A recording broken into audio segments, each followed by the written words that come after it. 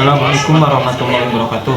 Halo teman-teman semua, kali ini kita akan menyimak tentang rezeki dan macam-macam rezekinya teman-teman. Ini sumpah ini daging banget teman-teman. Simak sampai benar-benar paham.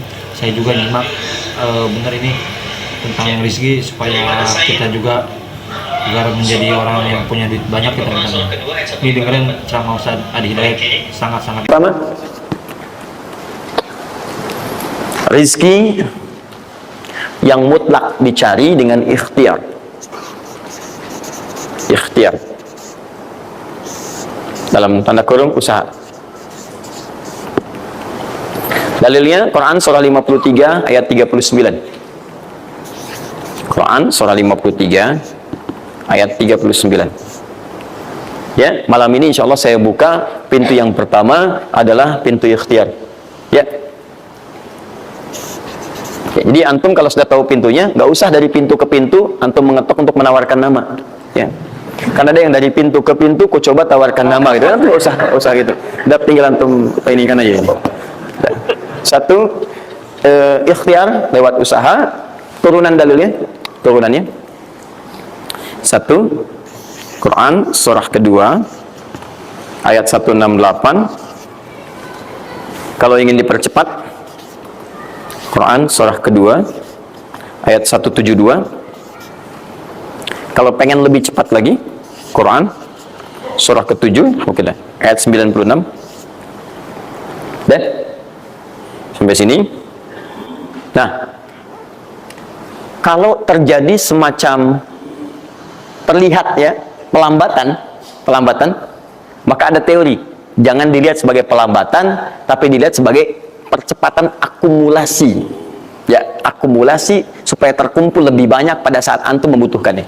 Ya, nanti kita lihat dalilnya di Quran surah 46 ayat ke-15. Ya. Ini wajib hafal ya. Tenang aja, pertemuan kita berikutnya kapan? Masih 1 pekan. Gampang. Masya Allah. Orang 3 hari apa 2 ayat Al-Imran. Masa sepekan antum berapa ayat sih ini? Gampang ini. Ayatnya juga pendek-pendek, insya Allah. Ya. Ya. Jangan dulu dilihat, catat aja dulu. Kalau antum lihat sekarang, antum nanti udah ini duluan. Catat dulu aja. Sudah? Udah ya? Baik, ini udah. Nah, sekarang turunannya. Kan ini baru intinya. Turunan amalannya. Ini wajib antum kerjakan. Satu, di turunan amalannya Quran surah ke-17 ayat 78 sampai 82. Ini wajib antum kerjakan. Demi Allah saya katakan wajib antum kerjakan. Kalau ini antum gak usah hafalkan untuk dites. Ini gak akan dites insya Allah. Tapi antum wajib amalkan saat nanti menunaikan ibadahnya. Baca ayat ini. Ya, dites oleh kita sih enggak. Cuman saat antum kerjakan mesti hafal ini saat ibadahnya. Ya. Karena antum akan baca dalam sholat. Ya. Sama aja dong. Ya. Teruskan. Terus. Quran surah ke-73 ayat 1 sampai 20.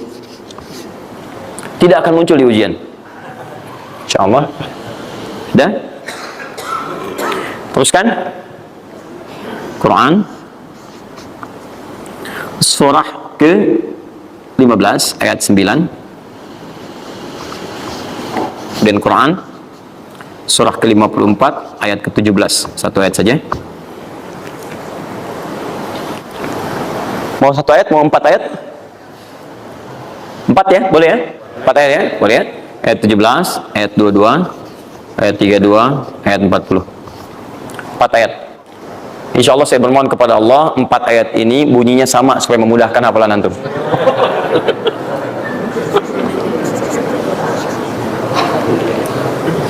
Lima. Sudah? Tahan.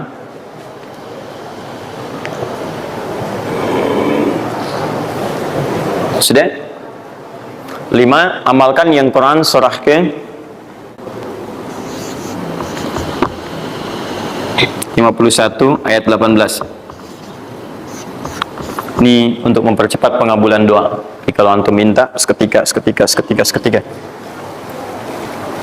Sudah?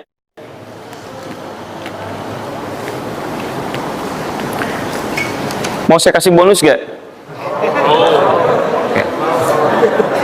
Enggak, bonus ini sifatnya spesial. Bahkan ketika antum mengerjakan, rezeki itu bisa datang. Dan saya langsung berikan contohnya. Tapi kalau ini saya tuliskan, wajib hafal. Siap ya? Karena ini tawarannya tinggi, ya. Pilih mana? Enggak saya kasih, antum cari sendiri, atau saya kasih, tapi wajib hafal. Boleh? Baik. Dan ini ayat pertama, mana panitia? Lihat ya, ingat baik-baik, ini ayat pertama yang akan menguji. Jadi password kunci pertama untuk masuk pekan depan, ayat Quran, surah ketiga Ali Imran, ayat 35 sampai 39.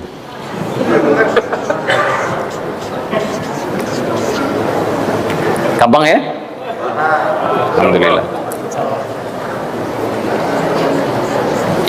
Yang akan diuji hanya ayat 37-nya, 38 dan 39-nya.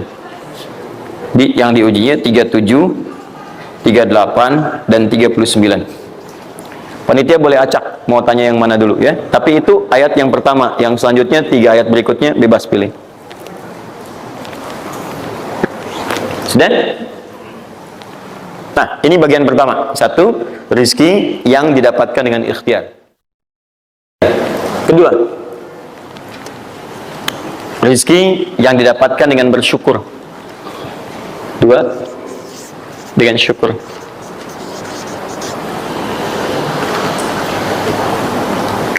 Dalilnya Quran surah ke-14 ayat 7. Quran surah 14 ayat 7.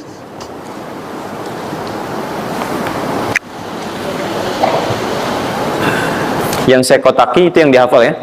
Yang saya kotaki itu yang dihafal.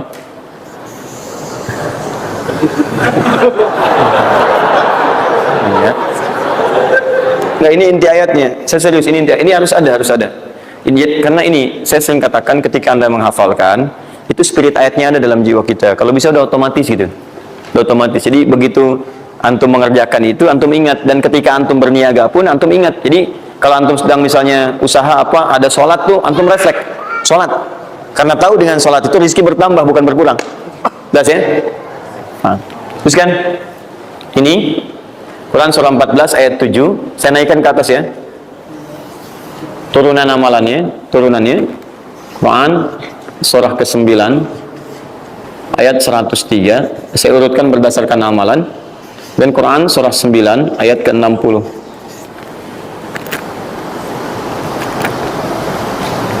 Sudah? Ingat, bahkan Allah langsung menamai ibadah ini dengan ibadah yang sifatnya bisa menambah rezeki. Cuman kadang orang nggak sadar, taunya diambil. Tapi kalau pengertian secara bahasanya sebetulnya bukan berkurang, nambah malah. Nambah. Cuman orang tuh nggak sadar ketika dia mau ditambah rezekinya, dia malah nggak mau. Karena merasanya diambil, dikurangi. Nanti kita akan lihat. Jangan lu dibuka ayatnya Pak, ya. Itu saya. Nah, tawaran saya yang kedua nih. Ya, ini kan tadi tawaran pertama. Mau nggak saya kasih bonus lagi? Nah, bisa serius.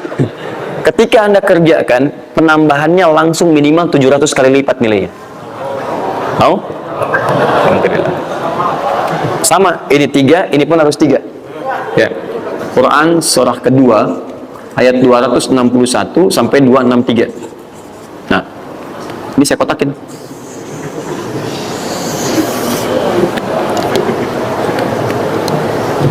Sebentar. Quran surah kedua ayat 261 sampai 263. Saya mohon izin ya, saya lihat dulu satu. Supaya nggak online maksud saya. Pokoknya Anda online ada masalah dengan saya nanti. Nanti saya kasih di akhir, rumus cepat menghafalkan. Sudah? Nah. 2. Nah, yang ketiga, nanti saya simpan dulu aja supaya Anda fokus yang ini dulu untuk berlatih selama sepekan. Ya, berlatih selama sepekan. Supaya nanti, karena yang ketiga ini lebih cepat lagi. lebih cepat. Saya khawatir Anda melakukan lompatan langsung pada yang ketiga. Nah, persoalannya kita mesti berurut, karena yang satu dengan dua ini keduanya saling bersinergi. Begitu yang kedua udah dapet, yang ketiga lebih mudah.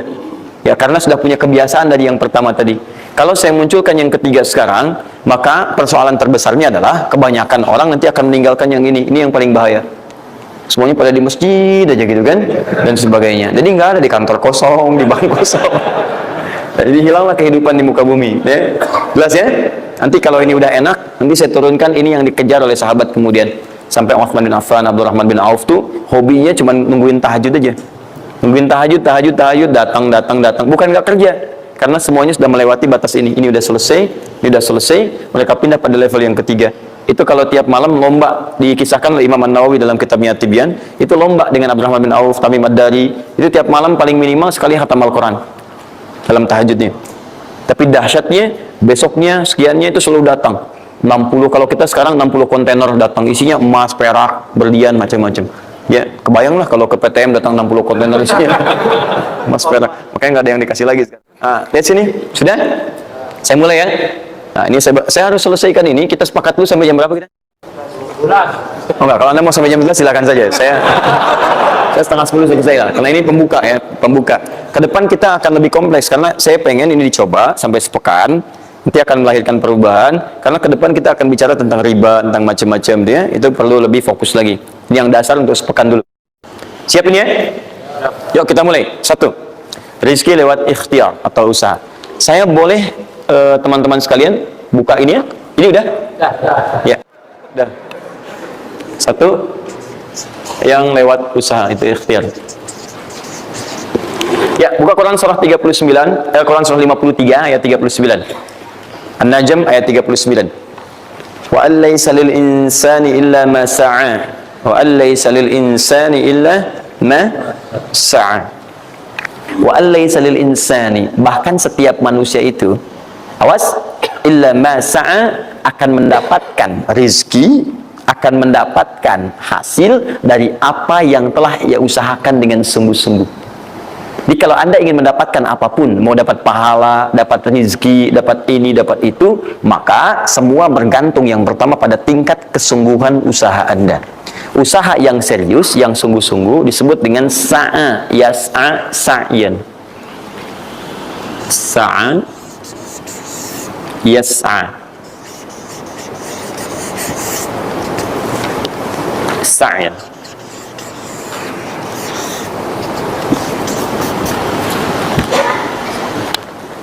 Ini sa'a, yas'a, sa'yan tidak disebutkan dalam bahasa Arab kecuali menunjuk satu usaha yang sangat serius, sungguh-sungguh.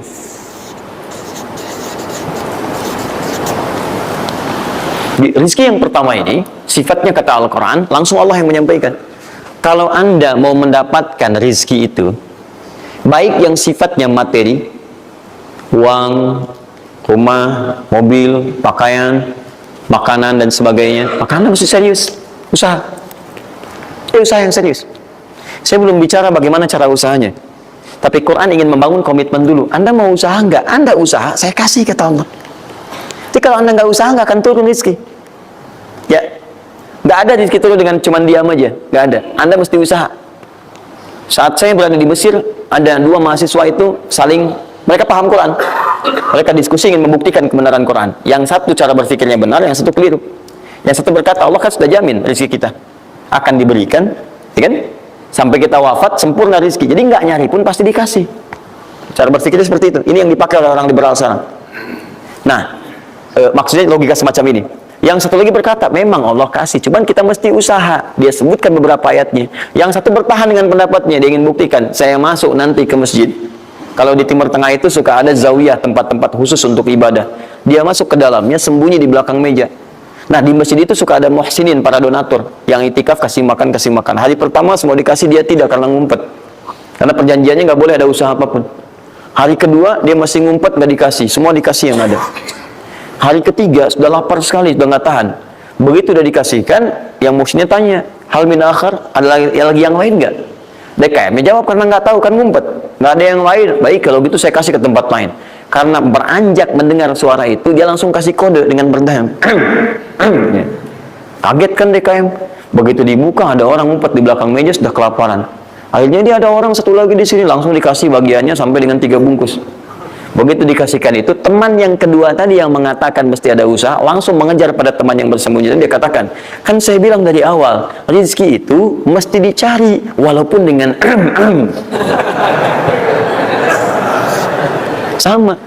Saya juga sama, Ustadz pemateri misalnya kan begitu kehausan ya, dia kan, misal panitia datang, macam-macam, misal.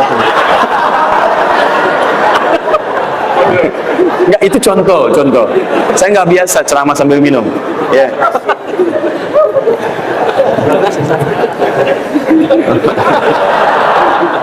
Jelas ya? Nah, jadi prinsip yang pertama, kita harus punya komitmen yang kuat dengan Allah. Kata Allah, kerja ya kerja. Kata Allah, usaha ya usaha, jangan diam.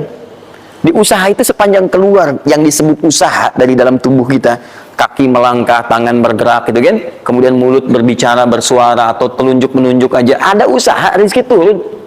Apa butuh pembuktian lagi? Tuh lihat di beberapa belokan tuh, cuman orang begini aja, prit, 1.000, makasih Pak. 2.000, makasih bos, ya kan? 5.000, paman. Oh, jelas ya, paham ya? Nah, ini yang pertama, usaha yang serius. Nah, ini langsung dicontohkan oleh Allah. Bahkan kalau Anda serius, nah perhatikan, ini jejaknya langsung ditemukan dan diabadikan dalam Al-Quran. Ada beberapa tahapan yang mesti kita tahu. 1, 2, 3. Perhatikan cara keseriusan yang digambarkan dalam Al-Quran. Teman-teman, kalau saya sebutkan sa'ah dalam Al-Quran, mungkin agak banyak kita mencarinya, butuh energi. Tapi kalau saya ilustrasikan begini, antum insya Allah akan lebih cepat menemukan. Kalau kita haji atau umrah, kemudian ada ritual setelah tawaf, namanya apa? Nah, sa'i. Apa itu sa'i? Tuh, kan lari-lari kecil. Kalau lari-lari besar, maraton. Kan sudah saya tuliskan di atas. Sa'i itu kan dari sini tulisannya. Ya. Dari mana sa'i itu? Safa ke Marwah. Ya, buka Quran surah kedua ayat 158. Paling kiri di pertengahan. Innas safa wal marwata min sya'airillah. Faman hajjal bait aw i'tamara fala junaha alaihi ay yatawafa bihima. Man tatawwa khairan innallaha syakirun alim. Lihat sini. Ibadah ini kenapa dinamakan dengan sa'i? Dan sementara orang sekarang agak kurang tepat menerjemahkan dengan lari-lari kecil. Dalam bahasa Arab lari kecil bukan sa'i. Dalam bahasa Arab lari-lari kecil itu bukan sa'i. Ingat baik-baik kalimat ini. Kenapa dinamakan dengan sa'i? Karena di tempat ini pernah ada satu sosok yang sangat bersungguh-sungguh untuk berusaha. Sangat serius untuk mendapatkan rizki dari Allah Subhanahu wa ta'ala. Sosok ini datang, diantarkan oleh suaminya. Kemudian ketika diantarkan, ternyata ini yang paling menarik. Ini yang saya berikan 3 panah ini. Diabadikan kisah ini di Quran surah ke-14 ayat ke-37. Pertama diantarkan. Ya, begitu tiba suami, istrinya dengan anak yang baru lahir, tiba-tiba langsung bermohon kepada Allah. Perhatikan, bukankah Allah pemilik rezeki? Masih ingat tadi teori di awal? Pusat rezeki ada di mana? Baik. Nah, ini teman-teman sekalian, kaidah yang pertama, kalau antum ingin berikhtiar berusaha, maka hal yang pertama dilakukan adalah mendekat dulu kepada pemiliknya. Mohon minta kemudahan, minta petunjuk, minta kenyamanan, minta keberkahan. Itulah sebabnya sebelum kita berangkat, kita sholat dulu. Sholat subuh, sholat fajar, menghadap, usahakan. Makanya Nabi setelah selesai sholat, itu selalu minta kepada Allah diberikan petunjuk mendapatkan rezeki. Ya, yang di Ibnu Majah hadis 925 itu, Allahumma inni as'aluka ilman nafi'a wa rizqan thayyiba wa amalan mutaqabbala. Minta. Kalau dalam bahasa kita, ya Allah berikan saya hal yang bermanfaat, ilmu bermanfaat dan rezeki terbaik di hari ini. Minta. Nah, begitu sampai beliau bermohon pada Allah, Rabbana inni askantu min dzurriyyati biwadin. Alhamdulillah, kita udah menyaksikan kajian dari Ustaz Nadi Hidayat. Jadi intinya rezeki itu ada yang kita usahakan, kita berusaha, rezeki datang. Ada yang lewat takwa, teman-teman. Rezeki juga datang. Kita bertakwa, kita menjauhi larangannya, menjalankan perintahnya, itu juga rezeki datang, teman-teman. Terus ada juga yang ya intinya yang kita berbuat kebaikan itu mendatangkan rezeki teman-teman. Oke, itu semoga kita bisa mengamalkannya di kehidupan sehari-hari. Terima kasih ya Allah, semoga kita sehat selalu, semoga guru kita sehat selalu, amin ya rabbal alamin. Assalamualaikum warahmatullahi wabarakatuh.